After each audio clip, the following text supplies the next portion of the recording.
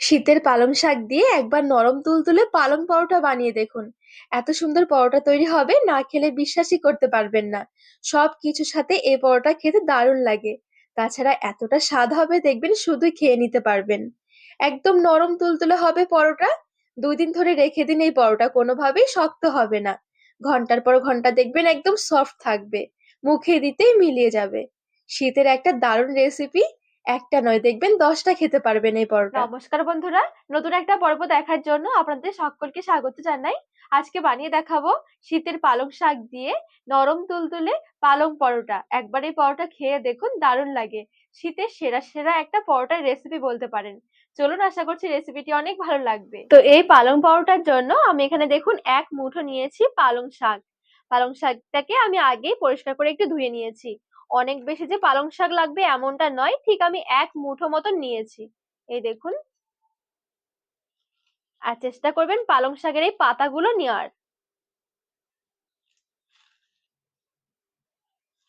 এইদিকে এবারে আমি এখানে নিয়েছি মিক্সির জার।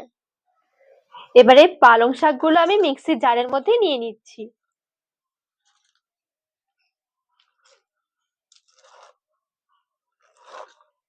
সাথে দিয়ে দিচ্ছি 2টো কাঁচা লঙ্কা।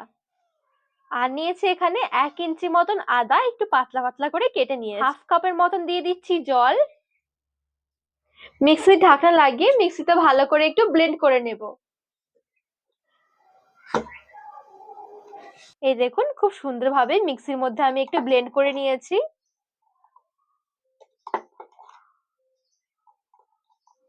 গ্যাস ধরিয়ে এবারে একটা আমি পাত্র বসিয়ে দিয়েছি। এবারে ব্লেন্ড করে রাখা পালং শাকের মিশ্রণটা আমি নিয়ে নিচ্ছি। লবণ দিয়ে দিচ্ছি সামান্য। 1 চামচ নিয়েছি চিনি। চিনিটা দেওয়ার কারণে মিষ্টি হবে না, কিন্তু টেস্টটা দারুণ সুন্দর আসবে। এবারে সবকিছু ভালো করে মিশিয়ে শুধুমাত্র আমি একটু ফুটিয়ে নেব।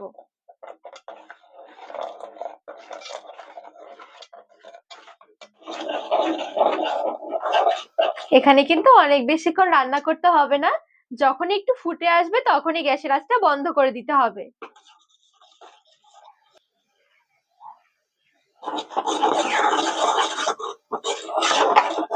তো এখানে খুব সুন্দরভাবে ফুটে উঠেছে।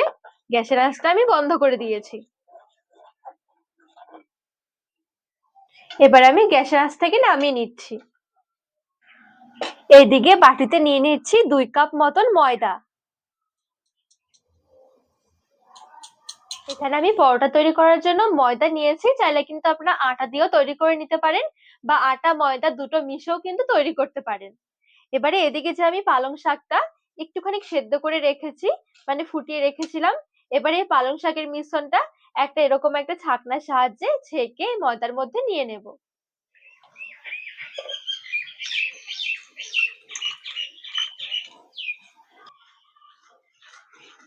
পালং শাকের এই মিশ্রণটা কিন্তু এখন যথেষ্ট গরম রয়েছে।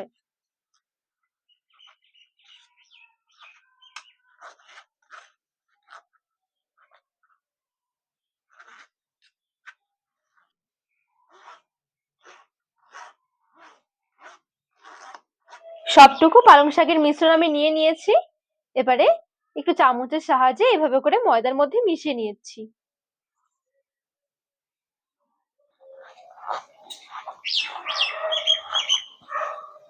তো এই দেখুন, খুব সুন্দরভাবে আমি চামচের সাহায্যে এভাবে করে প্রথমে মেখে নিয়েছি। যেহেতু গরম রয়েছে, হাতে মাখতে একটু অসুবিধা হবে। এবারে নিয়ে নিচ্ছি 2 চামচের মতন সাদা তেল।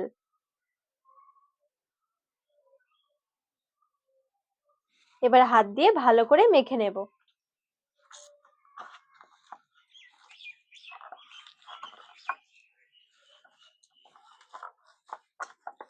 এই পরোটার জন্য ডো হবে একদম নরম। আর চেষ্টা করবেন পালং শাকের মিশ্রণ দিয়ে ডোটা তৈরি করে নেওয়ার, মানে ডোটা মেখে নেওয়ার। আর যদি মাখার সময় অল্প জলের দরকার হয়, সেক্ষেত্রে জল দিতে পারেন, তবে ঠান্ডা জল না দিয়ে হালকা কুসুম গরম জল দিয়ে মাখাবেন। তাহলে ডোটা খুব সুন্দর হবে, পরোটাও সাথে সাথে নরম হবে।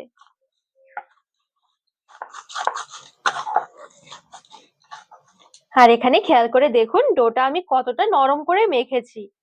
ডোটা মাখানোর সময় প্রথমে দেখবেন একটু অসুবিধা হবে, যেমন ধরুন হাতে চিটচিটে হয়ে লেগে যাবে। তো তখন কিন্তু অল্প অল্প করে তেল ধরে ধরে মেখে নিতে পারেন।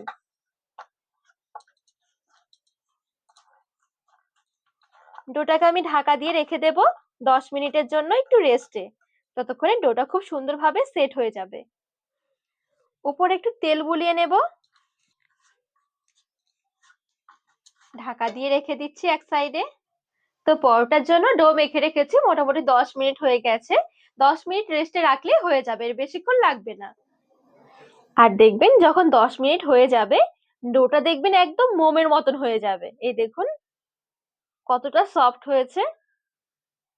যত ভালো করে ডো মাখা হবে তত সুন্দর কিন্তু পরোটা ভালো হবে।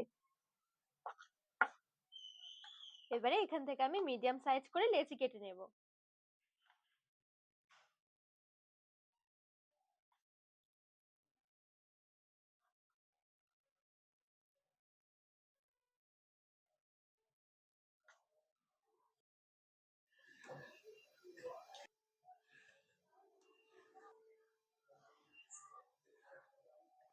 এবারে বেলন চাকিতে আমি একটু ভালো করে তেল মেখে নেব।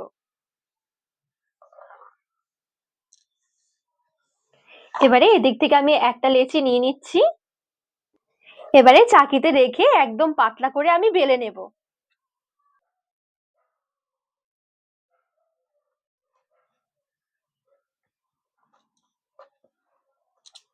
আর এখানে অবশ্যই চেষ্টা করতে হবে যতটা সম্ভব পাতলা করে বেলে নেওয়ার।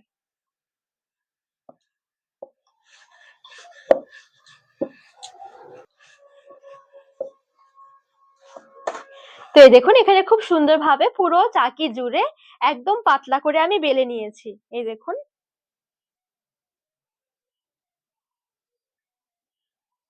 এক চামচ ছড়িয়ে দিচ্ছি তেল। নিয়েছি অল্প একটু কর্নফ্লাওয়ার, যদি হাতের কাছে কর্নফ্লাওয়ার না থাকে ময়দাও নিতে পারেন।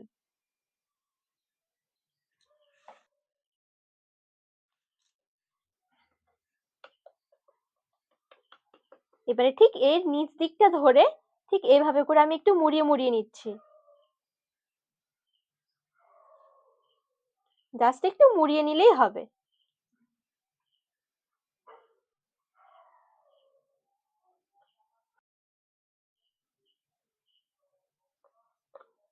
তো এই দেখুন ঠিক এইভাবে করে পুরো পরোটাটা এরকম একটু ভাজ ভাজ করে নিয়েছি। এবার ঠিক এইভাবে করে রোল করে নিচ্ছি।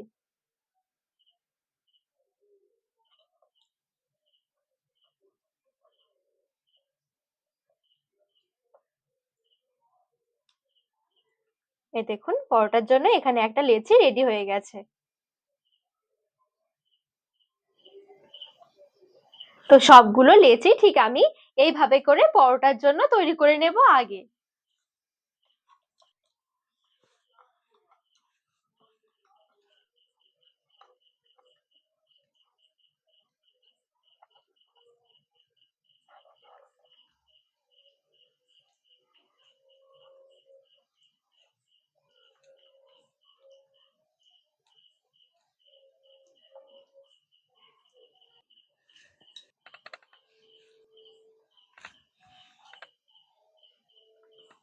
তো পরোটার জন্য প্রথমে দেখুন লেচিগুলো ঠিক আমি এইভাবে করে রেডি করে নিয়েছি।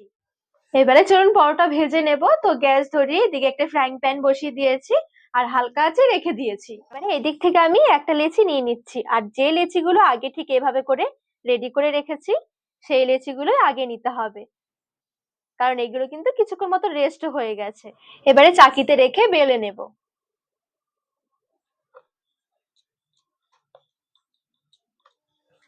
আর এবারে যে পরোটাগুলো আমি বেলবো খুব বেশি পাতলা করব না, একটু মোটা রেখে বেলতে হবে। এই দেখুন,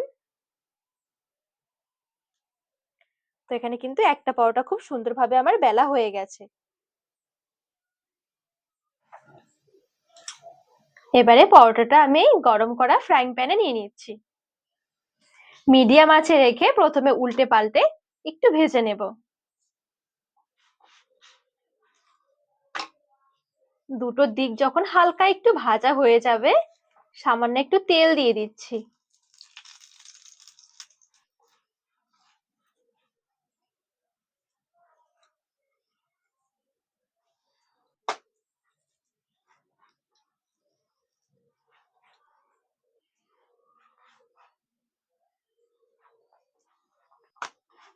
তো এখানে দেখুন একটা পরোটা খুব সুন্দরভাবে আমার এখানে ভাজা হয়ে গেছে।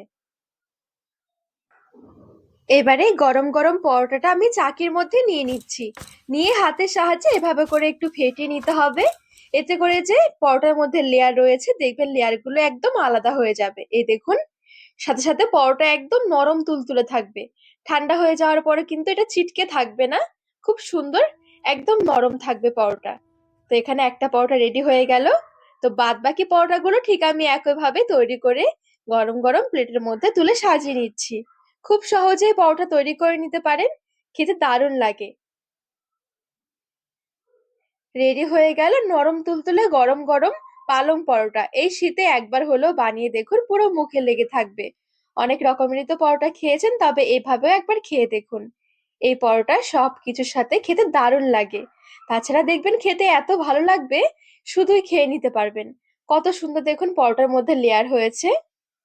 এই পরোটা ঘন্টার পর ঘন্টা রেখে দিন, কোনোভাবে কিন্তু শক্ত হবে না, একদম নরম তুলতুলে থাকবে।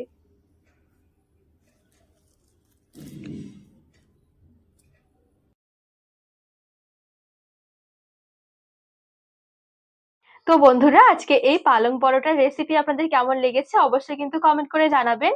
আর রেসিপি ভালো লাগলে চ্যানেলটিকে সাবস্ক্রাইব করে পাশে থাকার অনুরোধ রইলো।